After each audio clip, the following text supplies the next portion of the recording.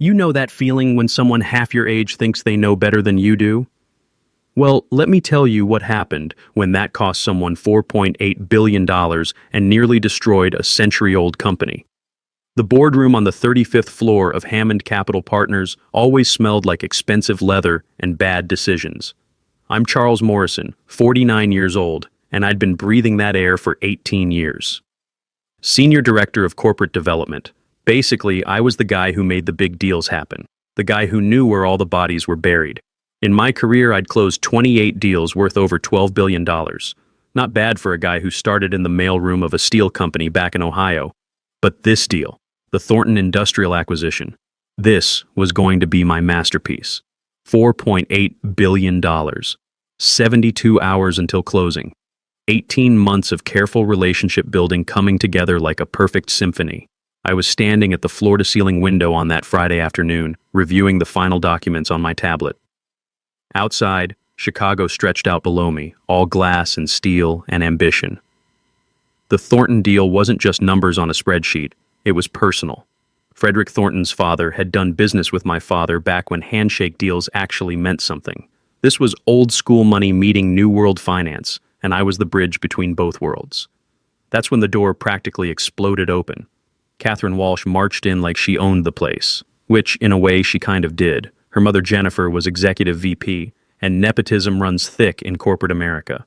Catherine was 26, fresh out of business school with an MBA that probably cost more than my first house. She had that look in her eyes, you know the one. The look that says I'm about to change everything around here, and you old-timers better get on board or get out of the way. She was wearing a power suit that screamed, "I watched too many movies about Wall Street," and carrying a tablet like it was some kind of weapon. Her hair was pulled back in that aggressive corporate style that's supposed to say serious professional, but mostly just says trying too hard. "Charles Morrison," she announced. Not asked. Announced. "That's me," I said, not looking up from my documents. The Wyoming mining rights clause needed one more review before Monday's signing. We weren't scheduled to meet until next week. "Plans change," she said, stepping closer. I could smell her perfume, something expensive and sharp that probably came with its own marketing campaign. "I'm Catherine Walsh, Strategic Innovation Director, another made-up title for the boss's kid. In my 18 years at Hammond, I'd seen a dozen of these innovation positions created for people who couldn't earn their way into the real jobs. Usually, they lasted about 2 years before moving on to consulting or daddy's friends' companies." "Nice to meet you, Catherine. What can I do for you? I need to discuss some concerns about your approach to the Thornton deal." Now she had my attention. I set down my tablet and turned to face her fully. I'd been working with Frederick Thornton for 20 years, ever since he took over from his father. This wasn't just a business relationship. It was built on trust, shared values, and the understanding that some things in business can't be quantified on a balance sheet. What kind of concerns? Catherine pulled up something on her tablet, scrolling through what looked like a presentation. "Your management style is creating friction with our collaborative culture. The way you handle client relationships is too rigid, too old school. We need adaptive leadership for modern M&A work." I blinked. This 26-year-old was critiquing my management style. The same management style that had never lost a deal in 18 years. "Catherine, I've closed 28 deals worth over $12 billion. Frederick Thornton specifically requested me for this acquisition. His exact words were, 'I only work with Charles Morrison.'" "That's exactly the problem," she said, her voice getting sharper. "You're operating like it's 1995. We don't do business based on golf course handshakes and bourbon meetings anymore. We have data-driven protocols, systematic relationship management, and algorithmic risk assessment." She was reading from her tablet now, like she was giving a presentation to her MBA study group. "Data-driven protocols don't close deals with family companies," I said, keeping my voice level. "Relationships do. Frederick Thornton's grandfather started Thornton Industrial with one steel mill in Ohio in 1938. They've survived the Depression, World War II, the steel crisis of the 80s, and the 2008 recession. You know how? By working with people they trust." Her face was getting red now. "This is what I'm talking about.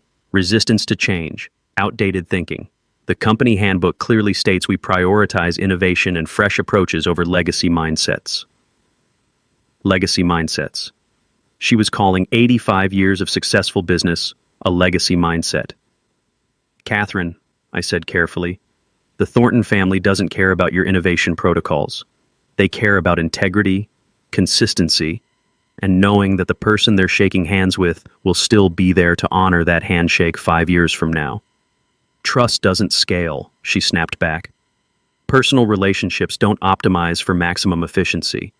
We need systematic approaches that don't depend on one person's historical connections. That's when I realized what was really happening. This wasn't about improving the deal or modernizing our approach. This was about eliminating me from the equation entirely. Catherine wanted to prove she could handle the big accounts, and taking down a 20-year veteran was her way of establishing dominance. She wanted to be the new face of Hammond Capital's client relationships. The problem was, she had no idea what she was actually asking for. "Go home," Catherine said suddenly, crossing her arms, like a school principal addressing a problem student. "Take the weekend to think about whether you can adapt to our new direction. Write a formal plan for how you'll modernize your client relationship approach and present it to me Monday morning." I stared at her. "Catherine, we closed the Thornton deal in 72 hours. Frederick's flying in from Denver on Sunday night specifically for the Monday morning signing. His legal team, his CFO, his son who's taking over operations, they're all coming." "Then you better figure out how to evolve with this company fast," she said, her voice rising. "Because if you can't adapt to collaborative leadership principles, maybe you don't belong in this organization anymore." The room went dead quiet. Through the glass walls, I could see analysts in the open workspace stopping mid-conversation, coffee cups frozen halfway to mouths. My assistant Grace was standing at her desk, phone in hand, staring at us with wide eyes. "No," I said simply. The word hung in the air like smoke from a gun. "Excuse me? No, I'm not going home. I'm not writing you a modernization plan. I have actual work to do, real work that keeps the lights on in this building." Catherine's face went from red to purple. Her hands were shaking slightly as she gripped her tablet tighter. "Charles, I'm giving you a direct order as Strategic Innovation Director. You're not my boss, Catherine. You're 26 years old with 6 months of work experience and a title your mother created for you." That's when she completely lost it. "You're fired!" she screamed. The sound echoed off the glass walls and marble floors. "Pack your things. Security will escort you out. Your outdated, inflexible, arrogant approach has no place in this organization." Several people in the outer office actually jumped. Grace dropped her phone. 2 junior analysts turned to stare through the glass like they were watching a car accident in slow motion. "You're serious," I said. It wasn't a question. I was analyzing, trying to understand if she really comprehended what she'd just done. "Dead serious. You have 30 minutes to clean out your office. Your resistance to change and collaboration makes you a liability to this company." I looked at the $4.8 billion contract displayed on my tablet screen. I looked at Catherine standing there vibrating with adrenaline and stupidity, probably feeling like she'd just slayed a dragon. Then something clicked in my brain. A cold, clear understanding of exactly what had just happened. She'd just fired the only person in North America who knew that the Thornton deal hinged on a handshake agreement about Wyoming rare earth mining rights that existed nowhere in Hammond's digital files. "Okay," I said calmly. Catherine blinked. She'd been expecting a fight, maybe begging. Definitely some kind of dramatic scene she could use to prove her authority to the watching office. "Okay, you're absolutely right, Catherine. Standards are important. Change is necessary. I'll pack my things immediately." The confusion on her face was almost comical. This wasn't the script she'd imagined. In her mind, the old guard was supposed to rage against the dying of the light, not walk quietly into that good night. "Good," she stammered. "Security will be up in 10 minutes. "That won't be necessary," I said, picking up my tablet and closing the Thornton files. "I know my way out." I walked past her toward my office, and I swear I could feel her staring at my back, wondering why this felt so empty, why her moment of triumph tasted like cardboard. My office was a sanctuary of controlled chaos. Unlike the sterile minimalism of the boardrooms, my space was lived in, personal. 18 years of deals, handwritten notes, and relationships that no computer system could replicate. The walls were covered with deal tombstones, those lucite blocks they give you when you close a major acquisition. Each one represented months of work, millions of dollars, and dozens of jobs saved or created. Catherine probably thought everything important was digitized these days. She didn't understand that in the world of high-stakes mergers, the real deals were made on personal cell numbers written on cocktail napkins and business cards kept in leather address books. I didn't rush. Rushing implies panic, and I felt anything but panicked. I felt liberated. I opened my desk drawers with the slow precision of a surgeon. Personal items first. The framed photo of my dad, who taught me that integrity is expensive but desperation costs more. My collection of vintage fountain pens. The crystal paperweight Frederick had given me when we closed the Pennsylvania Mill acquisition 5 years ago. Then I opened the bottom drawer of my filing cabinet. Inside was my most valuable possession, a worn leather address book that looked like it belonged in a museum. It contained personal cell phone numbers for 150 CEOs, CFOs, and family business owners across North America. Numbers you couldn't Google. Numbers that opened doors, started conversations, and closed billion-dollar deals. I dropped it into my briefcase with a heavy, satisfying thud. Grace appeared in my doorway, pale as a ghost, clutching a tissue like a lifeline. "Charles," she whispered, as if speaking too loud might summon more demons. "Is it true? Did she really fire you?" "It's true, Grace. But the Thornton deal—" Her voice cracked. "The closing is Monday. Nobody else knows about the environmental liability exceptions in Section 12.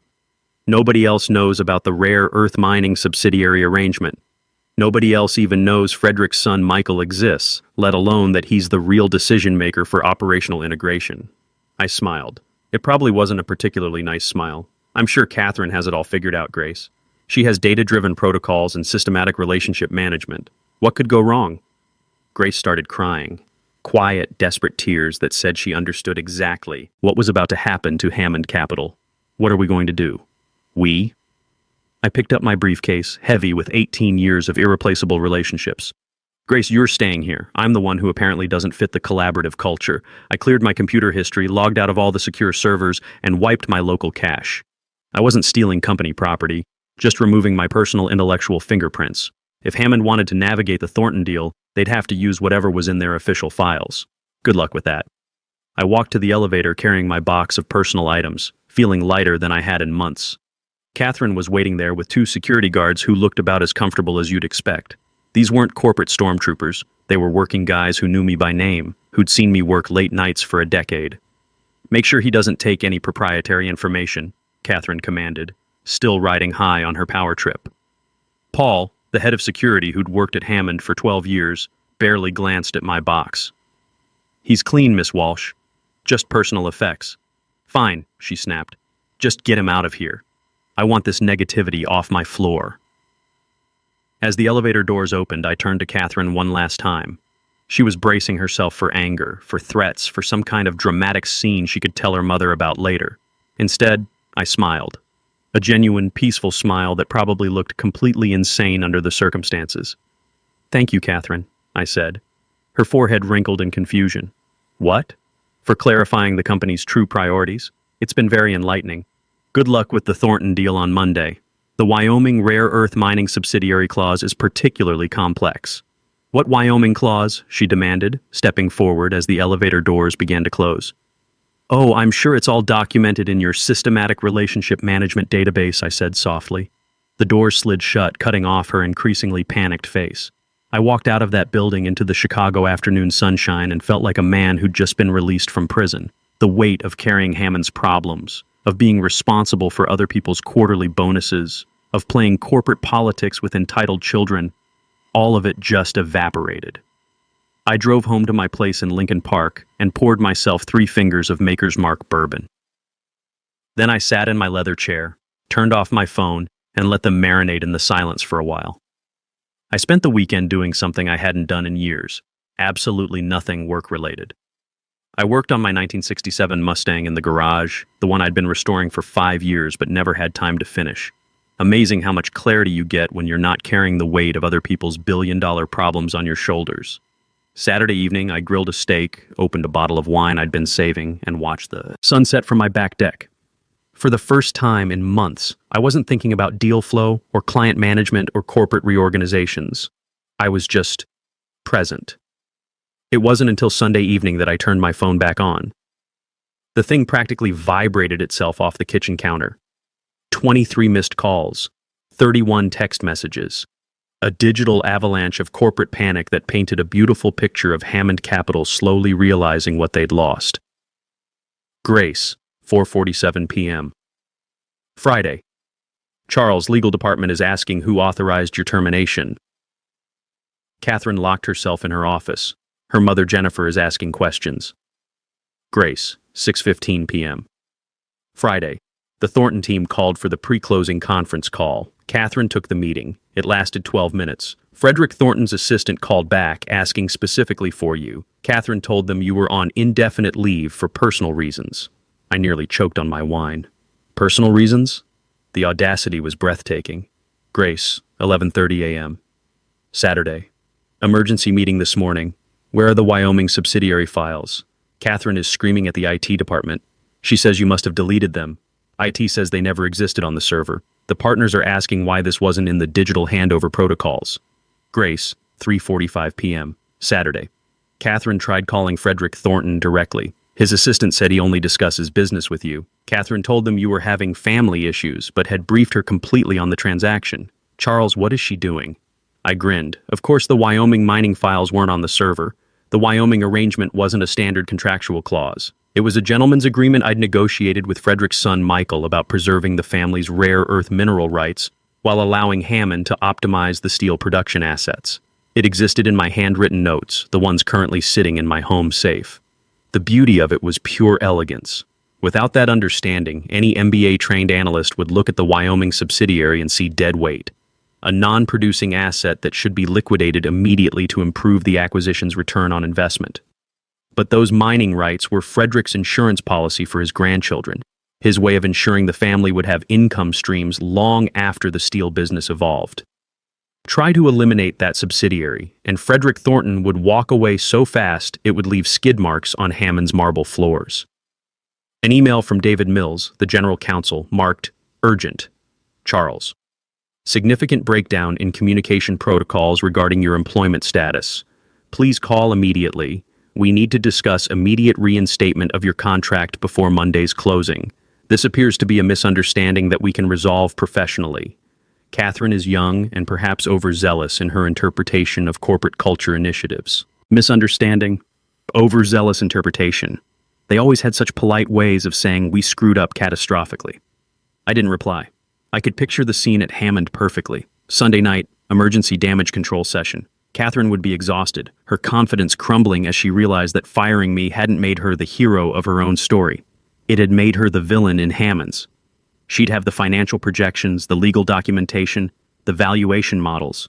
She'd have everything except the most important thing, Frederick Thornton's trust. Another text came through, this one from a number I didn't have saved, but recognized immediately. Frederick's private line. Charles, call me. Name your price. I looked at that message for a long time, swirling the bourbon in my glass. My price wasn't money. My price wasn't even revenge exactly. My price was something Hammond Capital had just declared worthless. Respect for experience, for institutional knowledge, for the understanding that some things in business can't be systematized or optimized or disrupted. My price was dignity.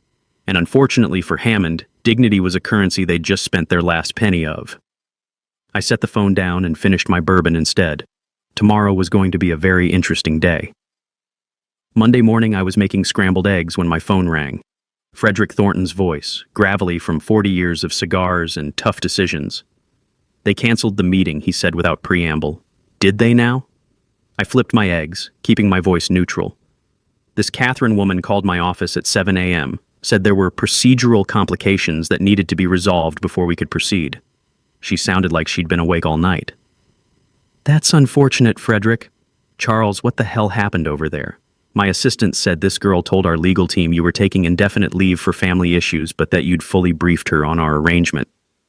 I turned off the burner and leaned against the counter. They fired me, Frederick. Friday afternoon. Apparently my management style wasn't collaborative enough for their new corporate culture. The silence on the other end was absolute. I could practically hear Frederick's blood pressure rising. They fired you, he repeated slowly. 72 hours before closing. That's correct. And who's handling the transition of our understanding about the Wyoming mining subsidiary? Nobody, I imagine. Catherine believes the digital files contain everything necessary for the transaction. Frederick made a sound that was half laugh, half growl. The digital files show that subsidiary as a $2.3 million liability. They do indeed. Charles, are you free for breakfast this morning? Frederick, I'm unemployed. I'm free all week. Excellent. Palmer House Hotel, 8 a.m. And Charles, don't sign anything with Hammond. Not a severance package, not a non-disclosure extension, not a Christmas card. Nothing. Wouldn't dream of it. The Palmer House serves breakfast with the kind of old-world dignity that makes you feel like you're planning something historically significant. Frederick Thornton looked exactly as he always did, immaculate navy suit, silver hair, eyes that had seen everything twice and been impressed by none of it. They called my lawyers this morning, Frederick said, cutting his toast with surgical precision. Catherine Walsh personally. She said you were dealing with personal health issues but had complete confidence in her ability to execute the transition seamlessly. The audacity was breathtaking. Health issues? She specifically mentioned that you were under doctor's orders to avoid stress, but had insisted on briefing her thoroughly before your leave. My attorney asked about the Wyoming rare earth mining arrangement, and she said everything was fully documented in the standard acquisition materials. It wasn't just a lie. It was a verifiable, legally dangerous lie that would expose Hammond to massive SEC compliance issues if anyone investigated. She's buying time, I said. She thinks she can charm her way through the technical details and nobody will notice the gaps. She thinks I'm a checkbook with a pulse. Frederick wiped his mouth with a linen napkin. I had my people do some research on Miss Walsh. Apparently, Hammond's board wasn't officially notified of your termination until Saturday morning. HR is reportedly in open rebellion. That sounds about right. Frederick leaned forward, his voice dropping to a conspiratorial whisper. Here's the situation, Charles. I don't do business with amateurs, and I definitely don't do business with people who lie to my face. The deal with Hammond Capital is dead. He reached into his briefcase and pulled out a thick document. It wasn't a merger agreement. But I still need to sell, and I still need someone I trust to manage the transition. Thornton Industrial Holdings is looking for a senior partner. The compensation is $190,000 base plus significant equity participation. The first assignment is to find a new buyer for my company. I looked at the contract. It was freedom. It was vindication. It was the ultimate professional revenge. There's just one thing, Frederick added, a shark-like grin spreading across his weathered face. I haven't officially canceled tomorrow's rescheduled meeting with Hammond yet. Catherine called this morning begging for one more chance to clarify the procedural issues. You want to meet with them? I want to see Catherine Walsh's face when she tries to explain why the man who's supposedly on medical leave is sitting on my side of the table as my senior partner. I picked up the pen. Frederick, it would be my pleasure. Excellent. Now finish your breakfast. Watching someone's empire crumble is hungry work. Tuesday morning, I walked into Hammond's building wearing my best suit and a smile that probably qualified as a weapon in several states. The lobby was buzzing with nervous energy. You could practically smell the desperation through the air conditioning. Catherine was waiting near the elevators, flanked by her mother Jennifer and the general counsel. When she saw me walk in behind Frederick, her face went through several colors before settling on a shade of green that matched the lobby's marble. Good morning, Frederick said pleasantly to the assembled group. I believe we had a meeting scheduled. Jennifer Walsh stepped forward, all damage control and forced smiles. Mr. Thornton, thank you for your patience with our scheduling complications. Catherine has been working around the clock to ensure a smooth transition. I'm sure she has, Frederick replied. I'm particularly interested in hearing her thoughts on the Wyoming rare earth mining subsidiary valuation. All eyes turned to Catherine. She opened her mouth, closed it, opened it again. No sound emerged. The truth is, Frederick continued, Charles now works for me, senior partner at Thornton Industrial Holdings, which means if Hammond Capital wants to salvage any part of this relationship, you'll be negotiating with the man you fired. The silence in that lobby was deafening. However, Frederick added with surgical precision, given the misrepresentations about Charles's status and the general unprofessionalism, I'm withdrawing from any acquisition discussions entirely. Catherine finally found her voice. You can't do this. We have preliminary agreements. We had discussions, Frederick corrected. Discussions based on working with competent professionals. That assumption has proven incorrect. He turned to me. Charles, what do you think Hammond Capital might be worth in a distressed asset sale? I pretended to consider it seriously. Given the management instability and reputation damage from this situation, maybe 15 cents on the dollar. 15 cents. Frederick nodded. That seems generous. We turned toward the exit. Behind us, I heard Catherine start to cry. Not the elegant tears of a movie executive, but the ugly, desperate sobs of someone watching their career implode in real time. "Charles," she called out, "how could you do this? You worked here for 18 years. I stopped and turned around one final time. The marble lobby, the waterfall, the terrified faces of people I'd worked alongside for nearly 2 decades. "Catherine, you're absolutely right. I did work here for 18 years, and you ended that in 30 minutes because you didn't like my management style." I looked around at the assembled crowd of executives, lawyers, and scared employees. Turns out my management style was exactly what Frederick Thornton was paying $4.8 billion for. Thanks for the career upgrade. We walked out into the Chicago morning and Frederick clapped me on the shoulder. "How does it feel to be on the winning side?" "Like justice," I said.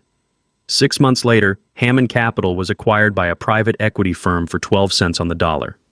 Catherine Walsh was not retained in the transition. Jennifer Walsh took early retirement.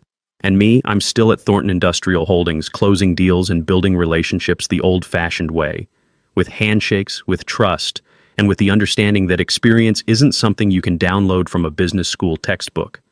Sometimes the young lions forget that the old wolves know exactly where all the bones are buried. In Catherine's case, she learned that lesson the expensive way, $4.8 billion expensive.